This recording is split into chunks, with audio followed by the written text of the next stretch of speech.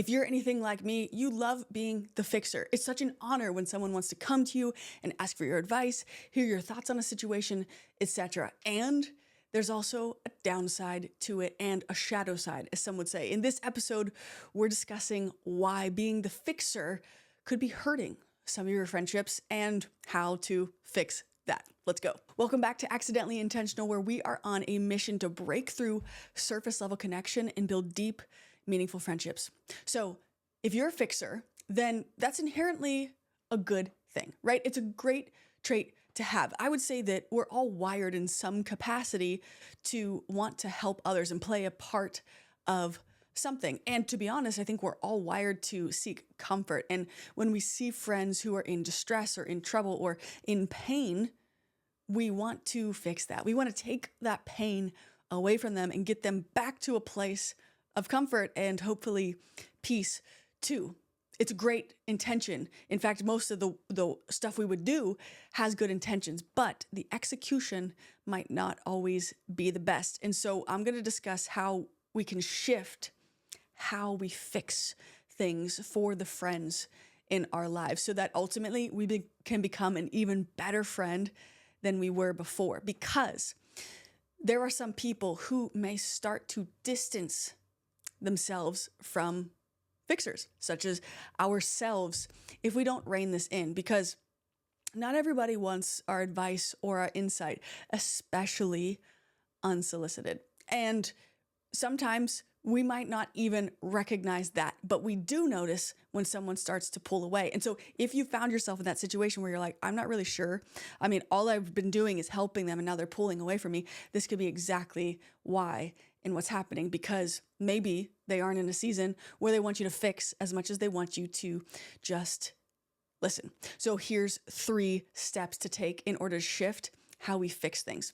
So instead of being the friend that jumps in to fix, jumps in with advice, step 1, allow for space. And allow for space means silence. Now, not silent treatment, but giving someone the opportunity to share everything that's going on.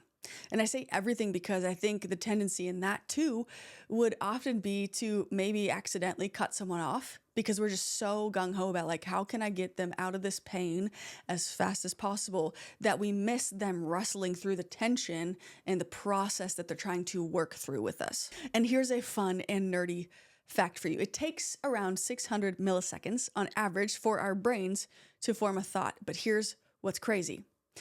It takes us an average of 300 milliseconds for us to respond to someone else in a conversation. So if we are faster to respond than our brain can actually form a thought, then we are literally speaking without thinking.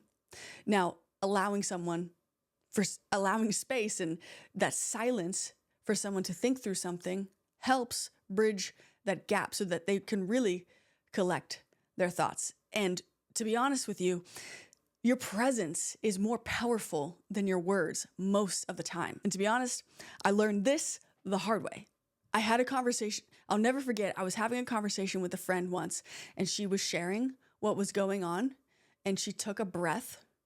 And just in that breath, I was like, this is my opportunity. I'm going to tell her what needs to happen, what she needs to do, how she can get out of this. As if like I'm all knowing, like how prideful, right? And she stops me. She's like, hi, didn't want your advice, to be honest. No, she wasn't this sassy. This is just my rendition of it. She was like, I don't really want to hear anything right now. I just wanted you to listen to me. And I just wanted to know that you were here with me. Your presence was all I wanted. And I was like, oh, whoops. So I sure learned how to listen after that moment. Allowing for space is important, but there is going to be an opportunity early on in that conversation where you ask this very important question based off what I just shared. Do you want my advice, insight, or do you want me to just listen? And let that person decide what they're looking for. And only with their explicit permission of, I want to hear your advice, should we take the go ahead. But it's really a lesson for us to learn of not just inserting ourselves and inserting that unsolicited advice we would otherwise give, with, of course, good intentions, but ultimately resulting in poor execution. I want to get to know you. I'm serious, because this entire channel is devoted to teaching adults how to build rich, meaningful friendships, and I'm part of that category too. One of the worst parts about podcasting is that all you see is numbers, not names.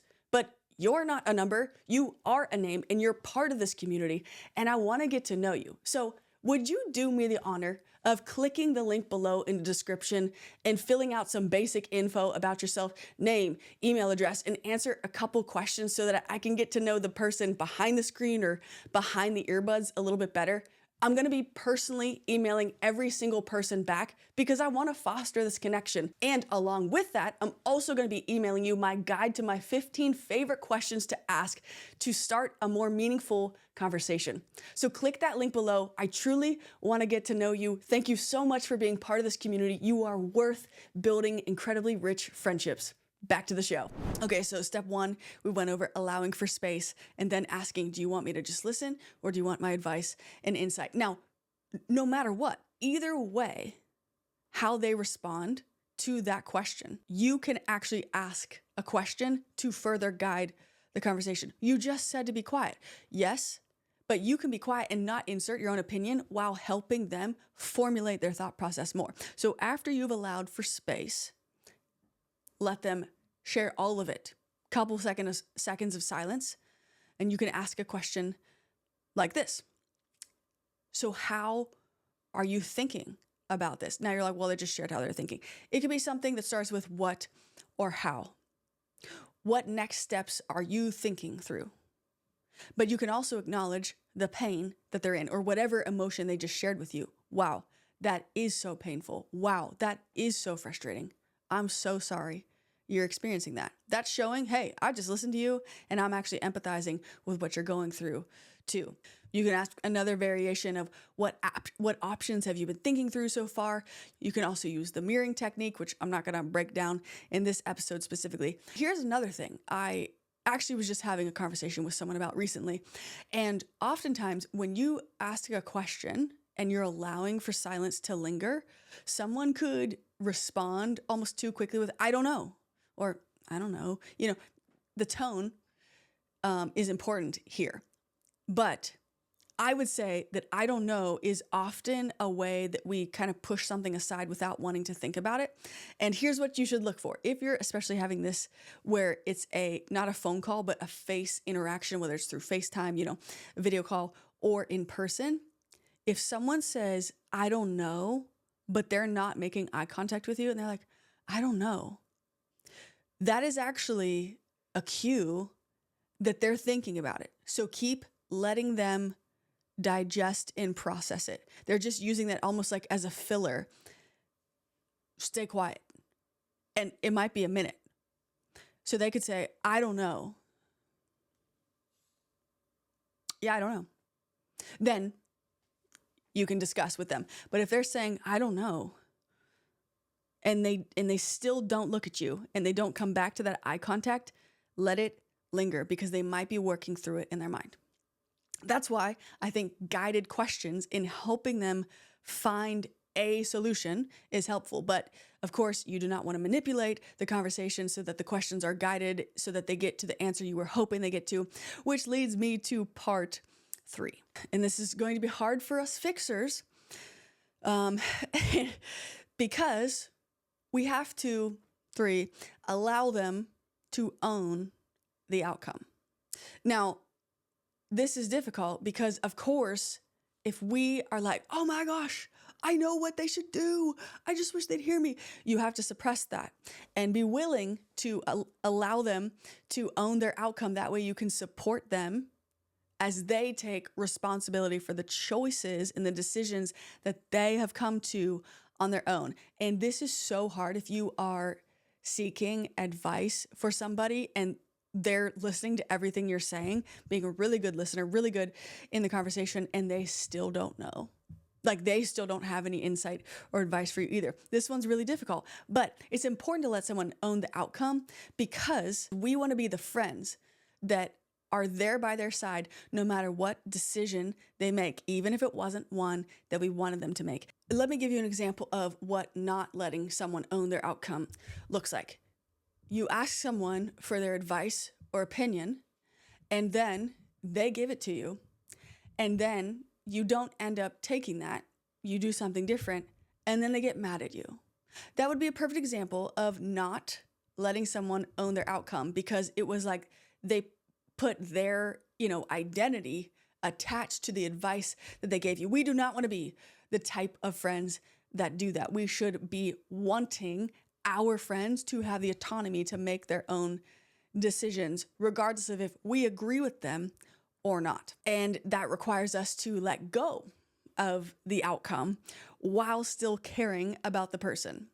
And as a side note, if someone decides not to go with the advice you gave them, let's kill the thought and the idea of, oh, well, they're going to come back to me and say, oh, I knew I should have listened to you. And I'll say, oh, I wish I told you so. That's obviously not going to go anywhere productive.